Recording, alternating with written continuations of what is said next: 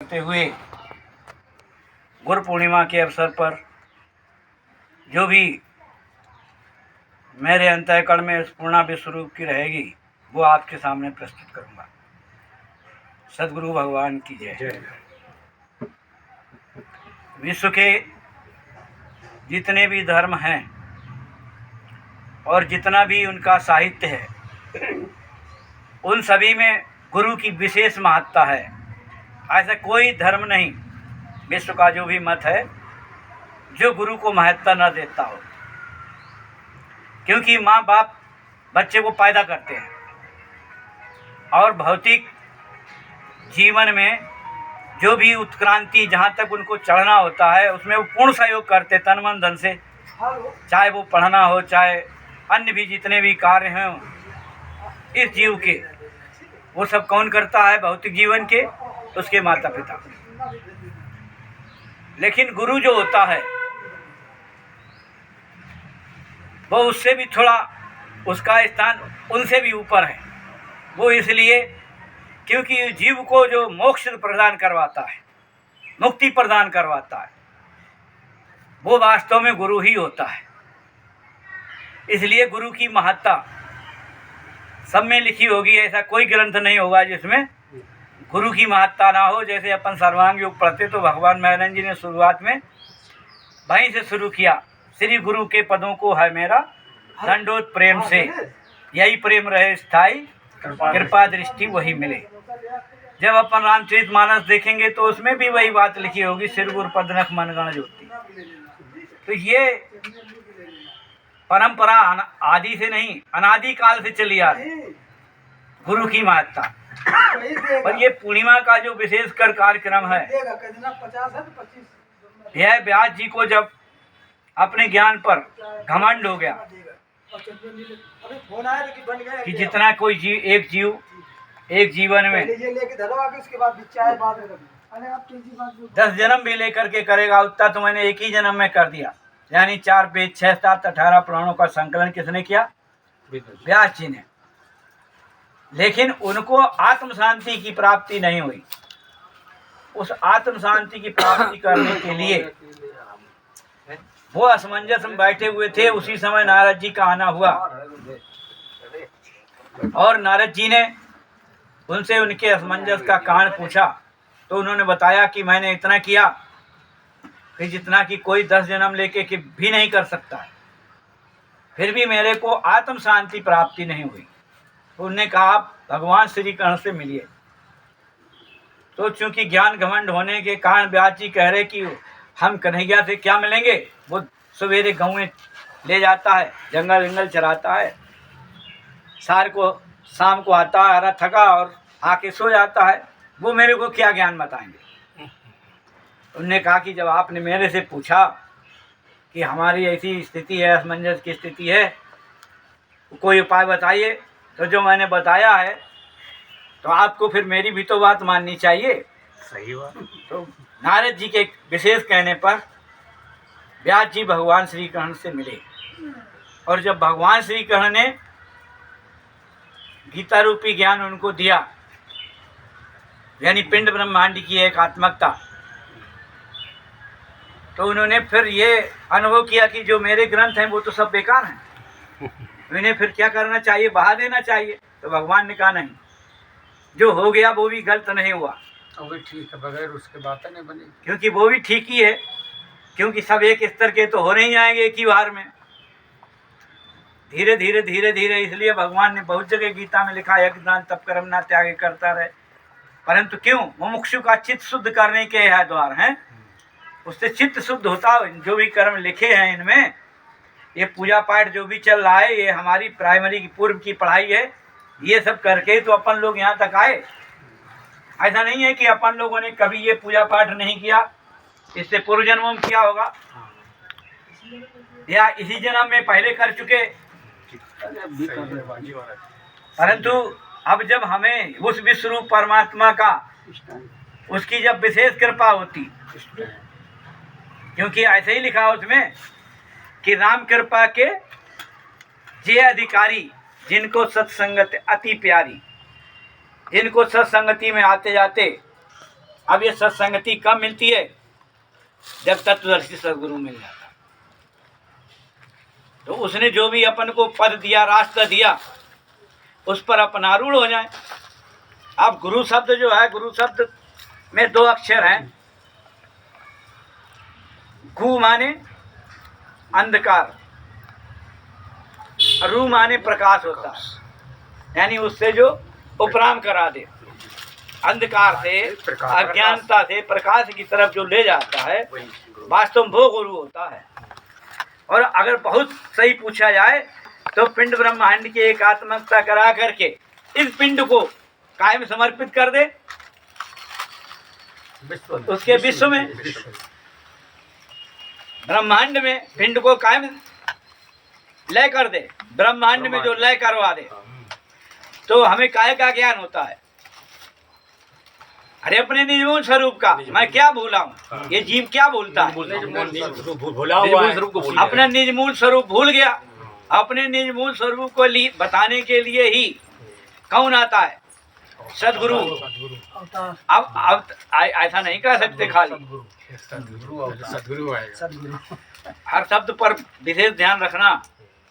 हम नहीं बोल रहे, वो तो विश्व रूप की पूर्णा निकल रही।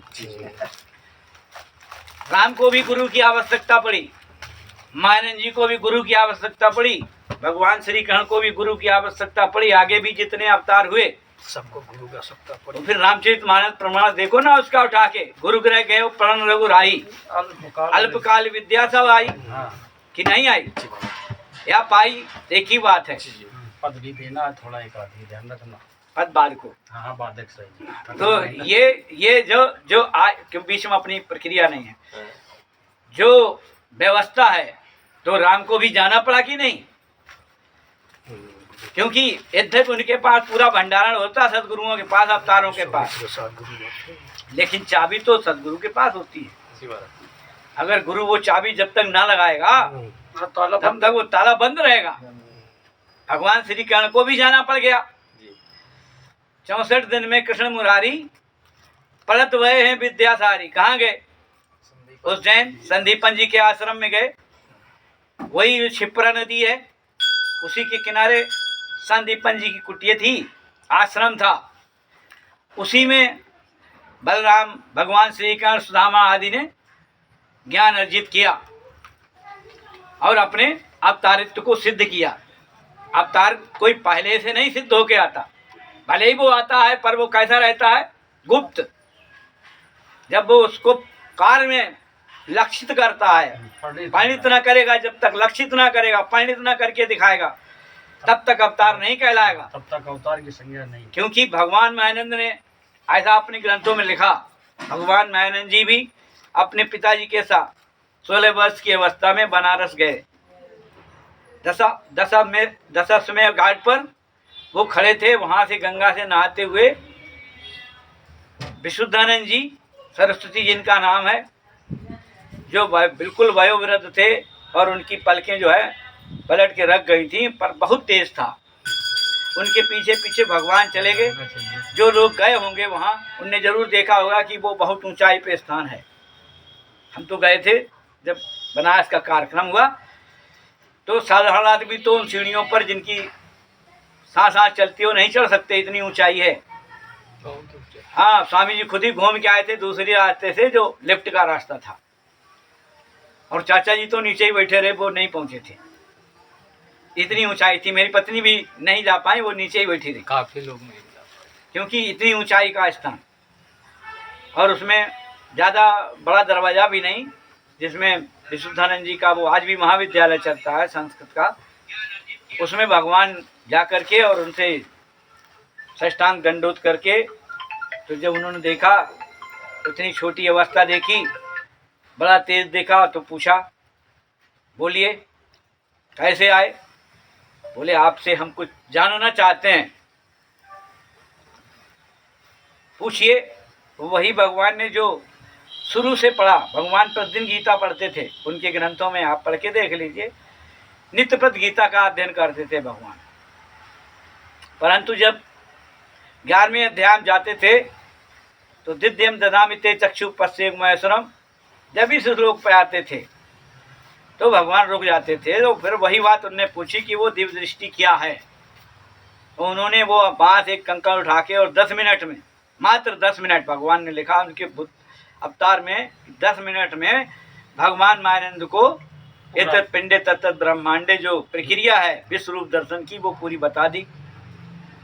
और दोबारा फिर भगवान की मुलाकात अपने सदगुरु से कभी नहीं हुई। वो गए भी पर वो मिल नहीं पाए। भगवान दोबारा काशी गए, वहाँ की एक बहुत बड़ी घटना भी है। वो वहीं जो पत्थर पड़े हैं वहीं बैठ गए। भगवान जहाँ बैठ जाते थे उनका अचल आसन हो जाता था, फिर वहाँ से वो नहीं हटते थे। तो वहाँ पर जो वो ज्ञान देते थे उससे पंडा लोगों को बड़ी दिक्कत हुई, क्योंकि मेल नहीं खा रहा आधुनिक और भगवान के ज्ञान से, सनातन ज्ञान से वर्तमान का मेल नहीं खा रहा। तो उनने सोचा कि ये मेरी रोटी रोजी भी ले जाएगा, तो इसलिए उनको वहाँ से भगाने की उन्हें पूरी प्रक्रिया की। और भगवान किसी तरीके से जब नहीं डिगे तो उनने उनको रात्रि में मारने का प्लान बनाया।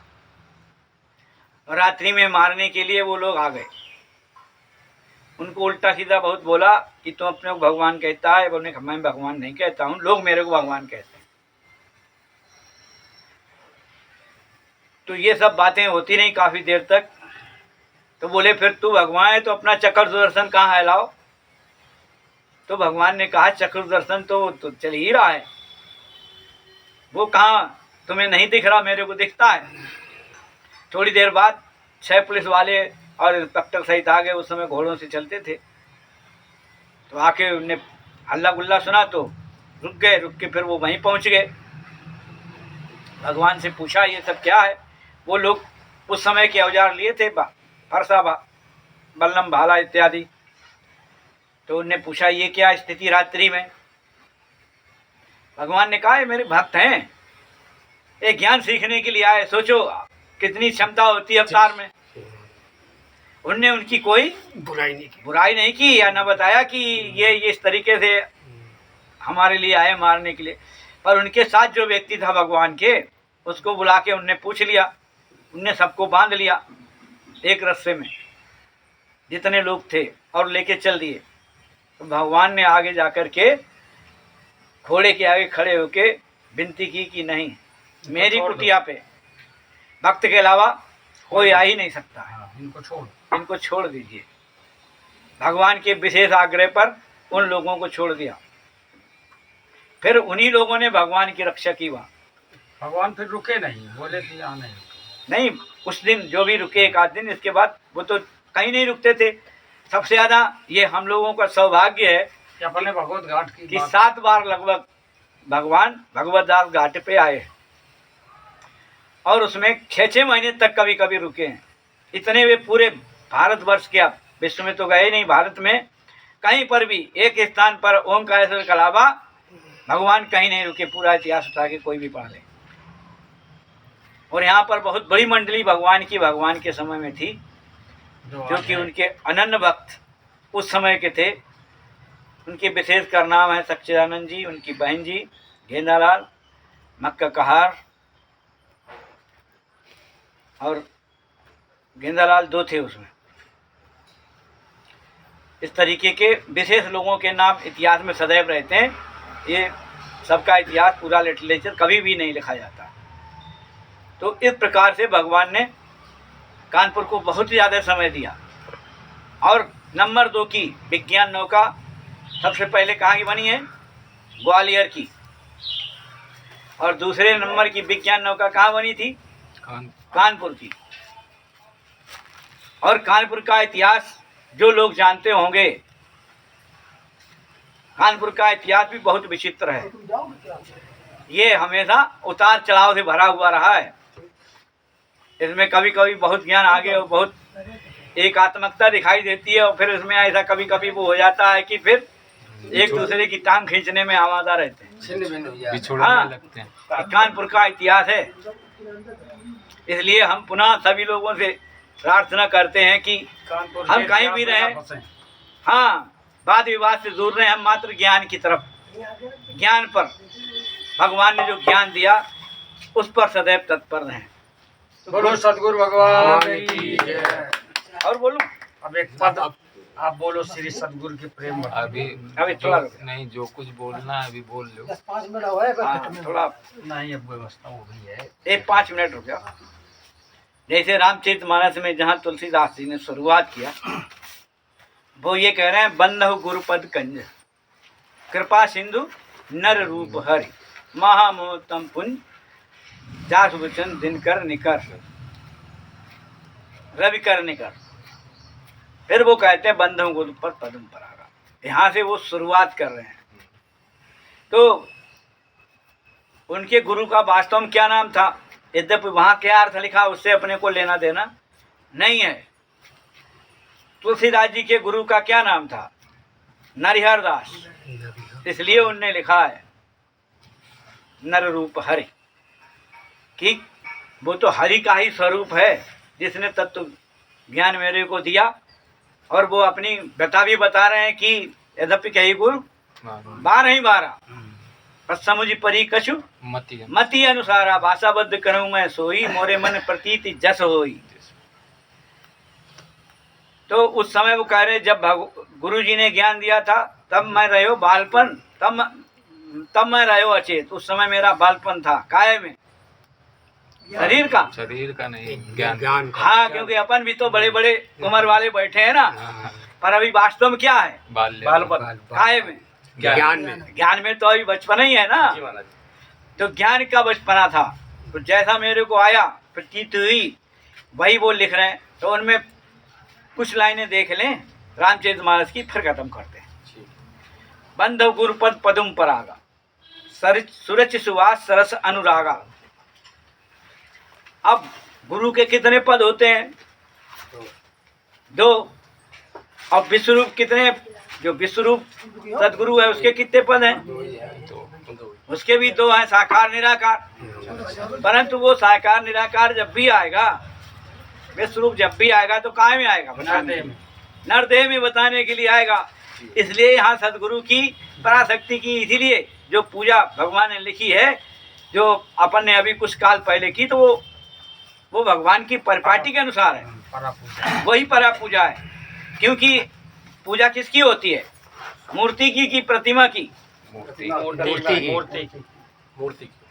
की होती है। मूर्ति की प्रतिमा को अब मूर्ति नहीं, प्रतिमा की पूजा कौन कर रहा है, जो अभी जान नहीं रहे, अज्ञानी लोग हैं। मूर्ति की कौन करता है, जो जानता है, जान रहे हैं, क्योंकि मूर्ति करना चाहिए। अब मूर्ति कहते किसको है, चैतन्य को। जिसको सीधी परिभाषा उसकी है कि इसको ईश्वर बनाता वो मूर्ति है।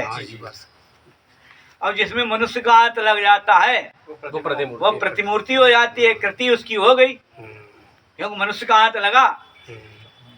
तो आज जो पूजा हो रही वो मनुष्य के बनाए हुए की हो रही कि ईश्वर के बनाए हुए की, मनुष्य के बनाए। सोचो, तो ये हमारा सनातन धर्म गड़बड़ा गया कि नहीं। अभी पीपल की पूजा ठीक है ना, इस पे पानी आप डालो ना एक बाल्टी, वही कह रहे पत्तम फलम पुष्पम तोयम भक्ति में प्रचिति। वो गीता अध्याय 9 का 26वां श्लोक कह रहा, पत्ते फूल फल तो चढ़ाए भक्ति से मुझे, ऐसे सुचवानों का लेता हूँ। तो वहाँ देखो ना मूल श्लोक में क्या लिखा होगा, है हम प्रकट होके साकार होके लेता हूँ, ध्यान करता हूँ। हाँ, तो आप बताओ, ये तो साकार होके कहाँ ले रहे हैं भाई। जब इनके भगवान को भी अगर आप ऐसे ही खिलाने लगोगे तो फिर परिपाटी तो वही रह गई। इसलिए परिपाटी क्या होनी चाहिए, जो अपनी गीता कह रही, जो शास्त्र कह रहे हैं उनके अनुसार। जो लेता दिखे खाता दिखे उसको खिलाओ, पर पानी चलाना है तो इतना बड़ा वृक्ष खड़ा चलाओ ना, कौन मना किए। एक बाल्टी लाओ, वो अगर दोपहर हो गई है पानी के अभाव में ऐसा हो गया है तो डालो, 15 मिनट खड़े रहना, बिल्कुल सीधा हो जाएगा। सही बात है। अगर फली चलाने हैं तो जिसको आवश्यकता है उसको खिला दीजिए। अब यहाँ रखने से भी क्या लाभ होगा, वो तो खाएंगे ही नहीं। वो कौन है, हमारे आदरणीय। जो गत हो जाते हैं वो कौन हो जाते हैं, आदरणीय। और जो जीवित रहते वो कौन होते हैं, हाँ, ये दोनों शब्द हैं। विशेषकर पूजा होती है जीवित पुरुष की, और बाद को वो आदरणीय है हमारे, आदर के साथ उनका सम्मान किया जाएगा, नाम लिया जाएगा, उनकी फोटो लगाई जाएगी, माल्यार्पण किया जाएगा, तिलक लगाया जाएगा। और खिलाया कुछ इसलिए नहीं जाएगा कि वो कुछ खाएंगे नहीं, खाते नहीं ना। ये हमें समझना पड़ेगा सब। तो वो यही कह रहे हैं कि बंधं गुरु पदुम परागा। पराग कहते छोटे कण को, जो गुरु का जो पद में जो लगा हुआ रज है पर छोटा सा कण, उतना भी ज्ञान मेरे अंतःकरण में अगर प्रविष्ट कर गया, उतना छोटा सा, तो क्या होगा? वो छोटा ही बीज रहता है, फिर क्या करता है? अंकुरित होता, धीरे धीरे बढ़ता है। जाता है अब ये जिम्मेदारी किसकी है बढ़ाने की? स्वतः। नहीं, दोनों की है, सदगुरु की भी है अच्छा। और मेरी भी है। पर विशेष उसमें जिम्मेदारी किसकी बनती है? शिष्य की। सिर्फ मेरी, क्योंकि हमें हमें सीखना अपने है। को मुक्ति पानी है। हाँ, हमें सीखना है। तो हम जब समय ही नहीं देंगे कभी, तो तो मुक्ति नहीं हो पाएगा, संभव नहीं हो पाएगा। हम सोचते हैं कि चलो एक साल में एक बार गुरु पूर्णिमा को हाथ जोड़ लिए, सब कुछ हो गया। ऐसा नहीं होगा भाई, वो तो तभी होगा जब जितना अधिकतम आप समय दीजिए। अगर रोज नहीं कर सकते हो तो भगवान कह रहे हफ्ते ही बैठ जाओ। हाँ, हफ्ते अगर हफ्ते में भी नहीं तो 15 दिन में मिल लो, और नहीं 15 में तो 1 महीने में तो मिल लो कम से कम, सही। ताकि ज्ञान में नवीनता बनी रहे। और नहीं तो फिर नवीनता खत्म हो जाएगी। इसलिए भगवान का साफ निर्देशन है कि जो भी उपकेंद्र हैं, वहाँ का हर व्यक्ति कम से कम साल में एक बार केंद्र में जरूर आए। क्यों उनका ऐसा कहा होगा?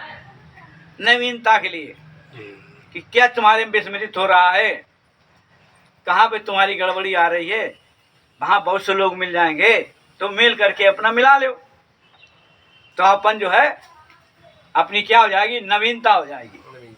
वो कह रहे बंधं पद परंपरागा सुरुचि सुवास सरस अनुरागा। हम ये मूरमय चूरन चारू, वो कह रहे अब तो अमृत रूपी है, उसका चूरन चारू भी हमें प्राप्त हो जाए तो क्या होगा? समन सकल भवरुज परवारू, तो सारे समन हो जाएंगे। सकल यानी संपूर्ण। क्या? जो भाव, ये भावों वाले विचार जो बने रहते हैं ना, कि ऐसा होना ठीक है, कि वैसा ठीक है, कि ऐसा ठीक है, ये सब खत्म हो जाएंगे। जितने क्लेश हैं वो भी समन हो जाए। भाई काहे नहीं, जितने सांसारिक में जितनी भी चीजें आएंगी भव में, तो वो सब खत्म हो जाएंगे। तो ये तुलसीदास जी ने शुरुआत में इसलिए ये वंदना की गुरु की, ताकि और फिर उससे होगा क्या? श्री गुरुपद नखमन गण ज्योति सुमिरन दिव्य दृष्टि होती। सुमिरन किसको कहते हैं? जिसका बार बार मनन स्मरण करने वाला, हाँ, सुमिरन का मतलब ऐसा मत कर लेना है माला पकड़ के ऐसे ऐसे करते रहो। स्मरण करना, सुमिरन का मतलब एक बार जो बता दिया जाए उसको बार बार स्मरण करना, रिवीजन करना, अभ्यास। हाँ। रिवीजन। जो प्रैक्टिकल में दिखाया जाता है ना, तो अपने प्रैक्टिकल में क्या दिखाते हैं? जो मूल विषय वो तो छूट ही जाएगा, वो तो होना ही। भगवान ने क्या 10 मिनट में क्या समझा? यही समझा था 10 मिनट में, ये तत्पिंडे तत्त ब्रह्मांडे। तो भगवान ये कह रहे अपनी आंखों से देखो, या स्वरूप वस्तु का देखो, ये दिख रहा कि नहीं? दिख रहा है, तो ये इतना ही दिख रहा क्या? पूरा दिख रहा ये सब दिख रहा ही है। है, ये सब पूरा दिख रहा है। तो अब दिखना कितने से होता है? बोलो भैया। 5 ज्ञान 8 अंगों से होता है। देखो अब यही तो है गड़बड़ी, अब यही मेल करना है। 6 अंगों से होता है, ठीक कह रहे नंदलाल। अरे 5 ज्ञान इंद्रियां रहती, 6वां मन रहता, उनसे भगवान ने बार बार लिखा होगा घी के साथ मिला देखो, अपनी आंखों से देखो, छू के देखो, जीभ से लगा देखो। तो देखने की प्रक्रिया जहाँ तक दी गई है वो 6 अंगों से होती है। 5 ज्ञान 6वां मन। हाँ, और फिर लखने की प्रक्रिया आई, क्योंकि देखने से सूक्ष्म विषय लखने का है, वो काहे से होगा? बुद्धि बुद्धि से। हाँ, तो अगर निराकार को देखना है, अनुभव लेना है, लखना है, तो फिर बुद्धि कौन सी बुद्धि? सद्बुद्धि। अरे सदगुरु बुद्धि। बिना सदगुरु के बोल, इसलिए वो करे लखाते हैं यहीं से लेना। श्रद्धा से। तुम नहीं लग सकते हो, हम लखा रहे हैं। ऐसा भगवान ने निर्देशन किया अध्याय 6 में, लखाते हैं इसे लेना श्रद्धा से सात्विकी। सात्विकी। ये अगर रजतम स्थिति से लिया, ये सदगुरु स्थान है, हम कोई सदगुरु नहीं है, तो वो कह रहे कि रजतम स्थिति से लिया तो रजतम का फल नाश है। हाँ, सात्विक से कल्याण। सात्विक इसलिए सात्विक श्रद्धा से ही हम बैठ के अपना पूरा मन बुद्धि चित्त को एकाग्र करके हमेशा ध्यान दें। तो सात्विक श्रद्धा जब तक नहीं होगी तब तक वो अक्षर आत्मा लखने में नहीं आ सकती। फिर जब 7वें अध्याय में जाते हैं तो 7वां साधन अपने पास जो बुद्धि की उत्क्रांत अवस्था है। ये सातवां साधन जरूर था, पर बुद्धि की 2 अवस्थाएं रहती, 3, व्यष्टि, समष्टि और पारमेष्टि बुद्धि। तो व्यष्टि से क्षर का, क्योंकि अगर बुद्धि ना साथ में लगी तो ज्ञान इंद्रियां नहीं कार्य कर सकती। ना ना तो इसलिए 5 ज्ञान इंद्रियां, 6वें मन का अनुभव बुद्धि, व्यष्टि बुद्धि के द्वारा, और अक्षरात्मा का अनुभव काय से होता है? समष्टि बुद्धि के द्वारा। और फिर जो नाम पुरुषोत्तम का, परमात्मा का ज्ञान होता है, वो किससे होता है? पारमेष्टि बुद्धि से होता है। अब ये तृप्ति पूरी बन गई और हमें विश्व रूप का भी पूर्ण दर्शन हो गया। क्षर, अक्षर और पुरुषोत्तम का अब उनके रहने का स्थान क्या है? अरे विश्व, वस्तु, अस्थि, क्षर, अक्षर और पुरुषोत्तम तीनों को रहने का स्थान क्या है? यानी तीनों को लय करने वाला अपने में कौन है? अगर वस्तु ही नहीं होगी तो नाम किसका दे दोगे? फिर प्रियता कायम दिखाओगे हैं? वस्तु में दिखानी पड़ेगी। और वस्तु नहीं होगी तो आकार किसका दिखाओगे? किसी का नहीं होगा। तो वस्तु में तीनों का लय हो जाता है। इतना जब जान लिए तो अवशेष क्या बचा? कुछ नहीं बचा। बचा है भाई, तो महत्वपूर्ण बचा है। देखो यही सब भूलें हो रही हैं। अब बचा, अब हमारी भक्ति शुरू होती है जब इतना जान लिए तब। अभी तक तो जो हो रही है वो भक्ति नहीं है, उसको कौन सी भक्ति कहते हैं? यहाँ से शुरुआत हो गौड़ी भक्ति या अपरा भक्ति कहते हैं। और यहाँ से जो भक्ति होगी उसको क्या कहते हैं? हाँ, वो भगवान लिख रहे हैं पश्चात भक्ति का। तो कौन सी भक्ति का? परा भक्ति का। ये परा भक्ति है श्रेष्ठ, मुक्तों का निजधाम। ये गौड़ी भक्ति नहीं है, ये अविद्या या अपरा भक्ति नहीं है। इसका क्या नाम है? परा भक्ति, निर्मल भक्ति, अनन्य भक्ति, अविरल भक्ति, ये सब उसके पर्यायवाची शब्द हैं। तब हमारी भक्ति शुरू होगी। अभी फिर भक्त बनने में कितना समय लगेगा? बहुत समय लगेगा। अब भक्त बनने के बाद फिर क्या बनना है? अनन्य भक्त। हैं? बोलो भैया। अनन्य भक्त। अरे और कुछ है ही नहीं, अनन्य हो गए, अब क्या बचा है? भक्त हो गए तो अनन्यता को प्राप्त करते हैं। इसलिए भगवान ने लास्ट में सील लगा दी। अब वो लास्ट में आगे लगा दी कि नहीं? लास्ट हो गई। ये परा भक्ति है श्रेष्ठ मुक्तों का निजधाम। श्रेष्ठ मुक्तों का निजधाम। अब ये श्रेष्ठता में आ गए। अब इसके आगे कुछ लिए है जीव जान आई थी, जानने के लिए अपने निर्मूल स्वरूप को जान गई। यही सतगुरु का कार्य था। तो अब वो मुक्त हो गया कि नहीं? मुक्त हो गया। अब काय का उसको भय है? जन्म मरण का है कि मान अपमान का है कि लाभ हानि का है किसी का नहीं है। कि जय पराजय का है? काय का है? किसी का नहीं। सारे वो तो भय समाप्त। हनुमान, फिर वो हनुमान आनंद भक्त हो गए तो क्या कह रहे? रावण के दरबार में खड़े होके क्या कह रहे थे? मोहिन कछु बांधे कैला जा। बांध लिया, जब अच्छी तरीके से बांध के लाया और पेश कर दिया रावण के आगे, तब हनुमान ने ये बात कही है कि मोहिन कछु बांधे कैला जा, करन चाहूं निज प्रभु के काजा। मैं तो परमात्मा कार्य करने के लिए तुम चाहे बांधो चाहे मारो चाहे कछु करो भाई, पर हम परमात्मा काम करने आए वो करेंगे। इतना बड़ा हमको भी दृढ़ निश्चय हो तब तो हम बने भक्त। तब तो आज हनुमान जिसके परिश्रम पर बैठे हैं, उनने अपना जीवन देखो कैसे बताया। निंदनीय जीवन जी रहे थे, और जैसे भगवान राम ने ज्ञान दिया, एक बार में धारण कर लिया, उन्होंने भक्त हो गए। तो राम से ज्यादा मंदिर किसके हैं? हनुमान के। अब आज राम से ज्यादा पुजारी किसके हैं? बताओ जरा। हनुमान के। देख लो आप पूरे भूमि के अच्छी तरीके से विश्व लेवल पे भक्त कितनी वैल्यू है। तो वो भक्त की वैल्यू है। तो हम लोगों को तो वास्तव में भक्त बनना है, सेवक बनना है, और स्वामी किसी को नहीं बनना। हम भी एक छोटे सेवक हैं। तो आप जानते ही हो विज्ञानशाला के ना कोई स्वामी है ना कुछ। इसलिए हमें सेवक बनना है। और कैसे बनना है? ईमानदारी के साथ, छल कपट बेईमानी छोड़ के ईमानदारी से विश्व की सेवा करनी है। यही पराभक्ति है। ऐसा कहते हुए, समय को देखते हुए आज का प्रसंग यहीं समाप्त किया जाता है। सद्गुरु भगवान की जय।